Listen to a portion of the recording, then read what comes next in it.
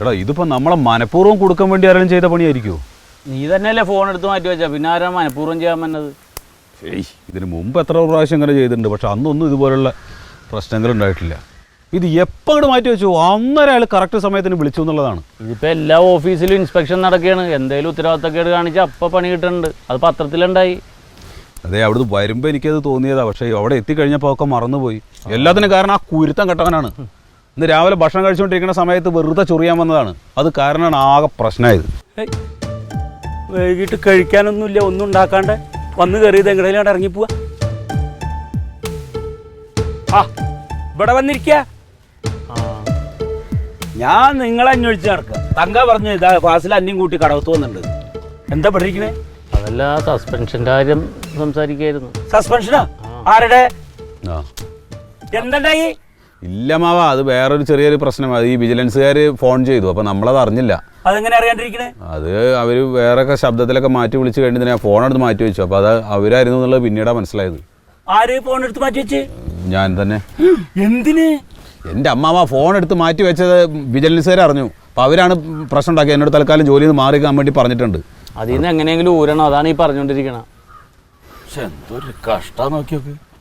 ഈ പറഞ്ഞിട്ട് എന്താ കാര്യം, സംഭവിച്ചു പോയില്ലേ? അല്ല, ഇങ്ങനെ ഓരോ പ്രശ്നങ്ങൾ വന്നു കഴിഞ്ഞപ്പോൾ നമ്മളൊന്നും വിചാരിച്ചിട്ട് കാര്യമില്ല. വല്ല രാഷ്ട്രീയക്കാരെങ്കിലൊക്കെ പിടിക്കേണ്ടി വരും. അതാണ് ആലോചിക്കണത്. നീ എന്താ ആലോചിച്ചിരിക്കണ? ക്ലീറ്റസിനോട് പറയാം, അവൻ എന്തായാലും വഴി കാണും. അമ്മക്ക് എന്താ വേറെ പണിയില്ലേ? ക്ലീറ്റസിനോട് പറയാനാ?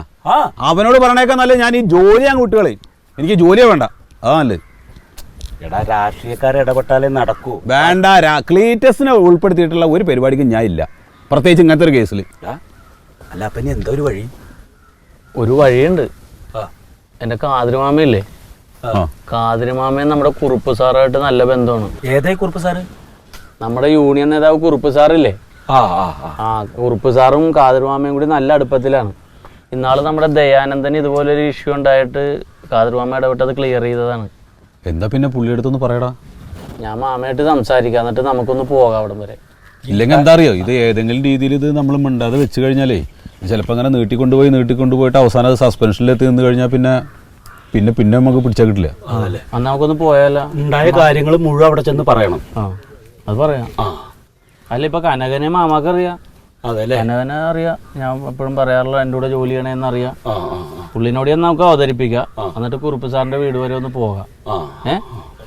എന്നാ പിന്നെ പിന്നേക്ക് വെക്കണ്ട. നാളെ തന്നെ രണ്ടാളും കൂടിയിട്ട് ഇപ്പൊ എന്റെ കാതർമാമയുടെ വീട്ടിൽ ചെല്ലി, എന്നിട്ട് കാര്യങ്ങളൊക്കെ പറയും കേട്ടാ. യൂണിയൻ നേതാവോ മന്ത്രി ആരായാലും പറ്റില്ല, കാര്യം നടക്കണം. ഞാൻ കാദറിന്റെ പെങ്ങളുടെ മകനാണ്. ഓ, ഫാസില്. അതെ, കാദറിന്റെ എന്നെ വിളിച്ചു പറഞ്ഞായിരുന്നു. അപ്പൊ കാദർ പറഞ്ഞൊരു കേസാകുമ്പോ നമുക്ക് ചെയ്യാതിരിക്കാൻ പറ്റത്തില്ലല്ലോ. ഞങ്ങള് തമ്മിൽ അത്ര ബന്ധമാ. പണ്ട് പെരുന്നാളിന് ഞാൻ കാദറിന്റെ വീട്ടിലൊക്കെ വന്നിട്ടുണ്ട്. എനിക്കറിയാം, ഞാൻ കണ്ടിട്ടുണ്ട്. അന്ന് ഞാൻ ചെറുതായിരുന്നു. ഓ, കുട്ടിയായിരുന്നു. ഇതില് ആരാ? കനകൻ. ഓ, കനകൻ. കനകന്റെ അമ്മാവൻ അഴകേശ്. ഞങ്ങള് സത്യത്തില് സാറേ അങ്ങനെ ഒന്നും ചെയ്യാത്ത ആളുകളാണ്. വളരെ സത്യസന്ധമായിട്ട് ജോലി ചെയ്യുന്നത് തന്നെയാണ് ഞാനും ഫാസിലും ഞങ്ങളുടെ ഓഫീസിൽ തന്നെ. അപ്പൊ അന്ന് എന്തോ ഒരു വിഷയം ഉണ്ടായി കഴിഞ്ഞപ്പോ രണ്ടുപേരും എന്തോ ഇങ്ങനെ ഭയങ്കര ഇറിറ്റേറ്റഡ് ആയിട്ട് നിൽക്കുന്ന സമയമായിരുന്നു. അപ്പൊ അതുകൊണ്ട് ആ ഫോൺ എടുത്തിട്ട് ഒന്ന് തൽക്കാലം മാറ്റി വെച്ചു. ഇത് കറക്റ്റ് സമയത്ത് ഇങ്ങനെ പിടിക്കുകയും ചെയ്തു. അതാ ഉണ്ടായത്. അതല്ലാതെ ഞങ്ങളങ്ങനെ മനഃപൂർവ്വം ചെയ്യുന്ന ആളുകളല്ല, ഒന്നുമല്ല. വളരെ സത്യസന്ധമായിട്ട് ജോലി ചെയ്യുന്ന ആളുകൾ തന്നെയാണ്. ഖാദർ എന്നോടെല്ലാം വിശദമായിട്ട് പറഞ്ഞിട്ടുണ്ടേ. ഖാദർ ഞാനുമായിട്ട് ഭയങ്കര ബന്ധമാ. പേരെങ്ങനെയാന്ന്? പേര് കനകൻ. കനകൻ. ഇന്ന് വന്ന് കാണാൻ പറഞ്ഞു സാർ. കാണാൻ പറഞ്ഞത്. പിന്നെ ഭരണം നമ്മുടെ ആണെങ്കിലും വകുപ്പ് മന്ത്രി നമ്മുടെ ആളല്ല. അപ്പം ഞാൻ വേറൊരു നേതാവിനെ വിളിച്ച് പറഞ്ഞിട്ടുണ്ട്, വകുപ്പ് മന്ത്രിയുടെ ഒരാളിന്. പുള്ളി എല്ലാം ഓക്കെ ആക്കിയിട്ടുണ്ട്. ഓ, അതെ, യാതൊരു കാരണവശാലും വിഷമിക്കണ്ട. ഫോൺ എടുത്തത് കനകനല്ല. അല്ല, ഫോൺ എടുത്തത് ഞാനാണ്. കനകനാണ് ഫോൺ എടുത്തത്. പക്ഷേ ഈ റിപ്പോർട്ട് കൊടുത്തേക്കുന്നത് കനകനല്ല ഫോൺ എടുത്തേക്കുന്നത്. ഡെയിലി വേഴ്സുകാരനായ ആരോ ആണ് ഫോൺ എടുത്തിരിക്കുന്നത്. അപ്പം കനകന് നാളെ തന്നെ ജോലിക്ക് ജോയിൻ ചെയ്യാം. കുഴപ്പമൊന്നുമില്ല. അപ്പൊ നിങ്ങൾ വരാൻ പറഞ്ഞത് നമ്മുടെ ഈ നേതാവ് ഇങ്ങോട്ട് വരുന്നുണ്ട്, നിങ്ങളെ ഒന്ന് കാണണമെന്ന് പറഞ്ഞു. ഓ ആയിക്കോട്ടെ, സന്തോഷം. സന്തോഷം മാത്രം പോരാ, പുള്ളിക്ക് ശരിയൊക്കെ അടിക്കുന്ന ആളാന്നേ. അപ്പൊ എന്തെങ്കിലും അത് കുഴപ്പമില്ല, പിന്നെ അത് സാധാ പോരാ, കോച്ചി അടിക്കും. ആയിക്കോട്ടെ, എന്ത് വേണമെങ്കിൽ വാങ്ങിക്കാം സാറേ, ഞാൻ ഇതൊന്നും രക്ഷപ്പെട്ട് ഒരു 10-10,000 കൊടുത്ത് ഒരു സാധനം കൊടുത്തു കഴിഞ്ഞാല് പിന്നെ നിങ്ങൾക്ക് ഇതേണൊക്കെ ആവശ്യം വരുമ്പോ നമുക്ക് ഉപകരിക്കും. 10,000 കൊടുക്കാം. അതെ അതെ, പുള്ളി ഇപ്പൊ വരാമെന്നാ പറഞ്ഞേക്കുന്നത്. അപ്പം വന്നെന്ന് തോന്നുന്നു. അതെ,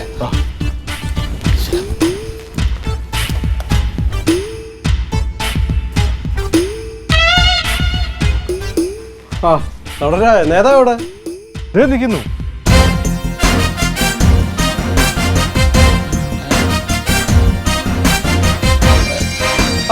വരണം നേതാവേ.